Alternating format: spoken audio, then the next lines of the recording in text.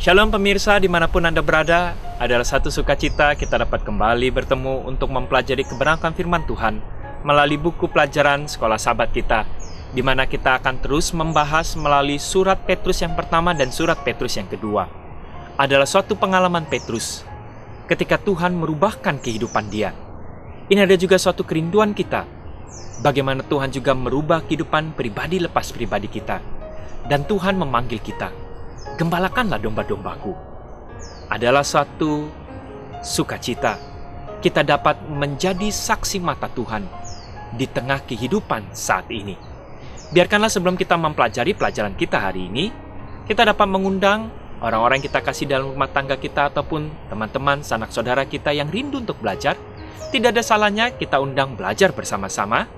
Dan jangan lupa juga siapkan Alkitab berada dekat kita, sehingga kita dapat membaca secara pribadi ayat-ayat kita akan bahas dalam pelajaran hari ini.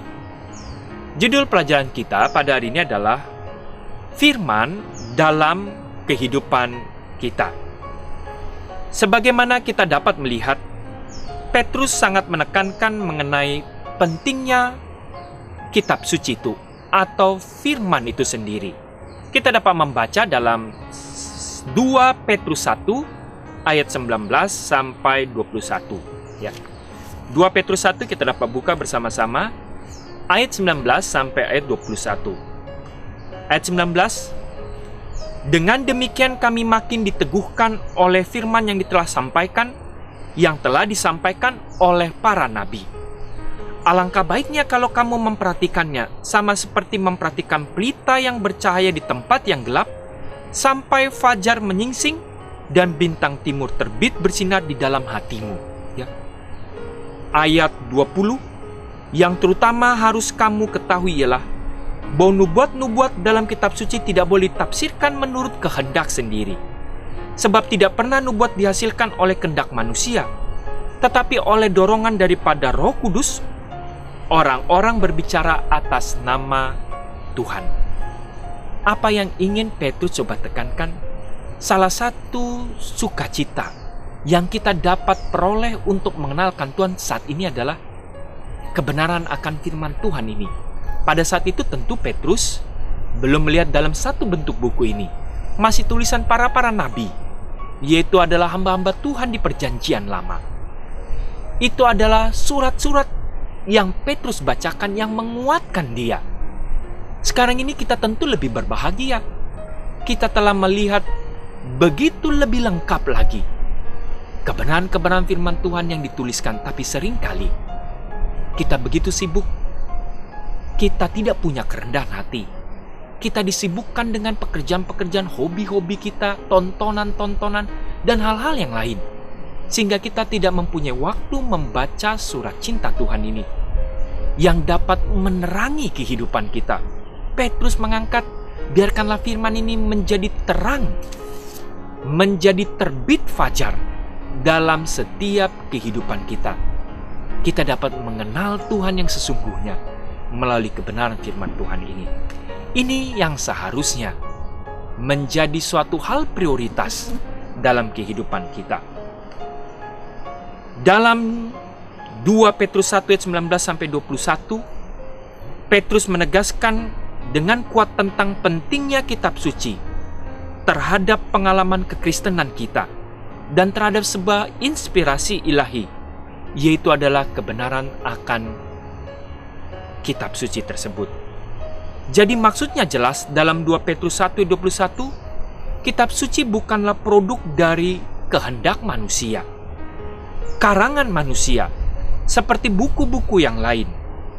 Kitab suci adalah buku yang dihasilkan tentu oleh tulisan manusia, tapi dituntun oleh kuasa Roh Kudus yang bekerja melalui hamba-hambanya atau orang-orang tersebut untuk memberikan suatu gambaran mengenai apa rencana Tuhan dan dapat memberikan gambaran akan pribadi Tuhan itu dalam kehidupan para hamba-hambanya yang mau memberikan kesaksian melalui tulisan surat-surat tersebut. Jadi setelah memperingati Timotius untuk bahaya yang dihadapinya, kita dapat melihat pengalaman Paulus juga dalam 2 Timotius 3 ayat 15 sampai 17 ya. Apa yang Paulus ingin sampaikan kepada Timotius, kita dapat membacanya dalam 2 Timotius 3 ayat 15 sampai 17. Ini adalah hal yang sama mengenai apa yang ingin Petrus angkat akan kebenaran akan kitab suci ini. Kita dapat membaca bersama-sama 2 Timotius 3 ayat 15 sampai 17. 2 Timotius 3 ayat 15 sampai 17.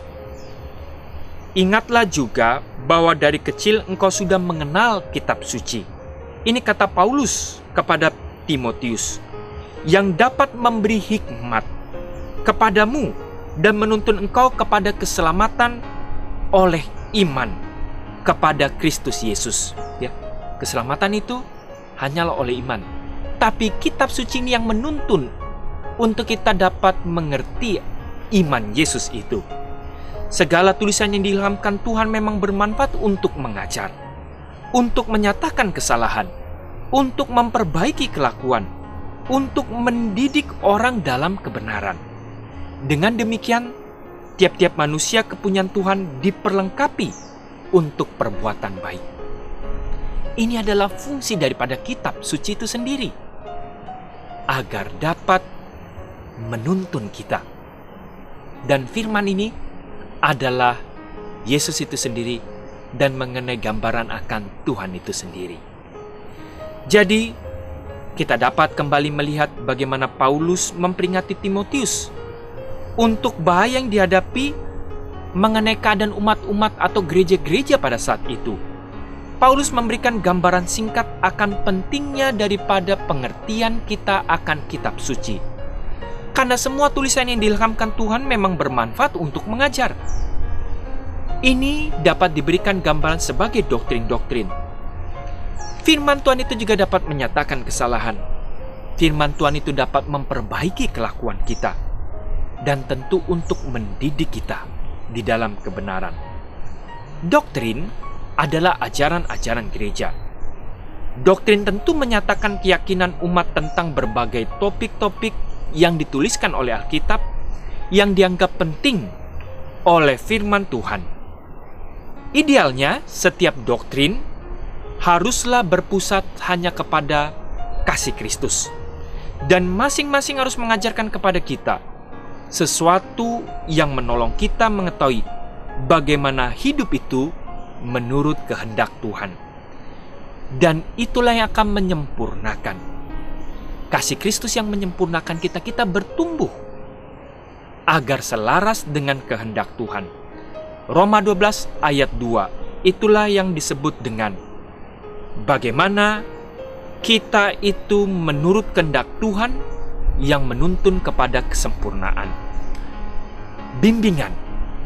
Paulus mengatakan kepada Timotius bahwa kitab suci itu bermanfaat untuk menyatakan kesalahan. Kita dibimbing, kita mengerti apa itu hal-hal yang tidak berkenan, apa itu hal-hal yang salah, yang tidak sesuai dengan kehendak Tuhan.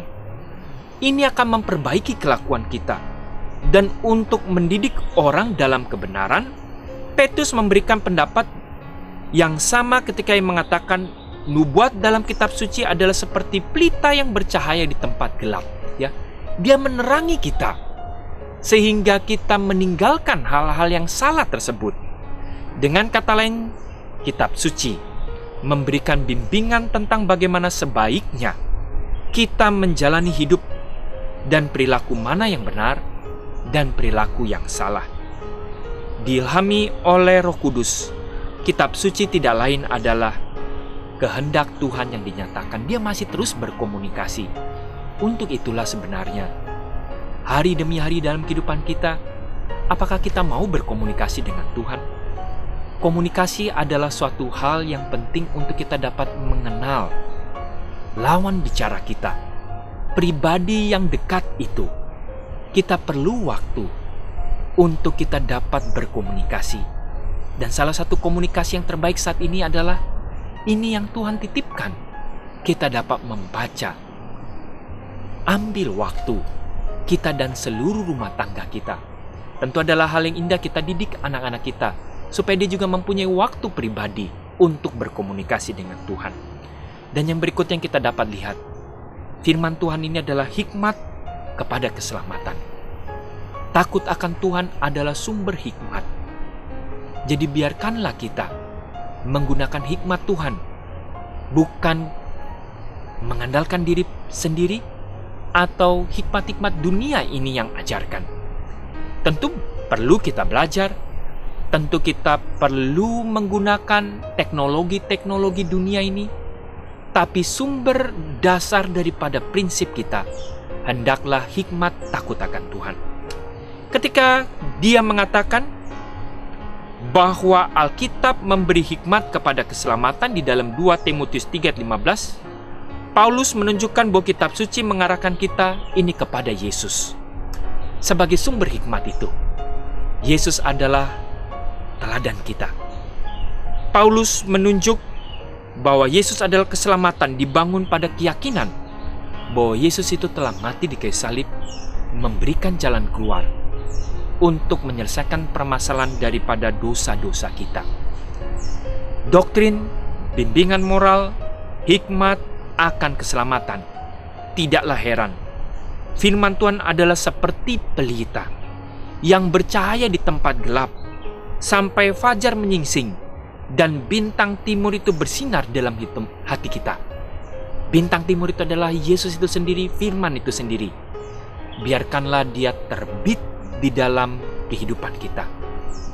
Adalah suatu sukacita dan kedamaian ketika Yesus adalah sebagai teladan di dalam kehidupan masing-masing kita. Dan biarkanlah terang itu terbit dan kita juga menjadi terang kecil. Dimanapun kita berada, orang dapat melihat terang Kristus melalui kehidupan kita. Kiranya Tuhan memberkati kita dan seisi rumah tangga kita. Shalom.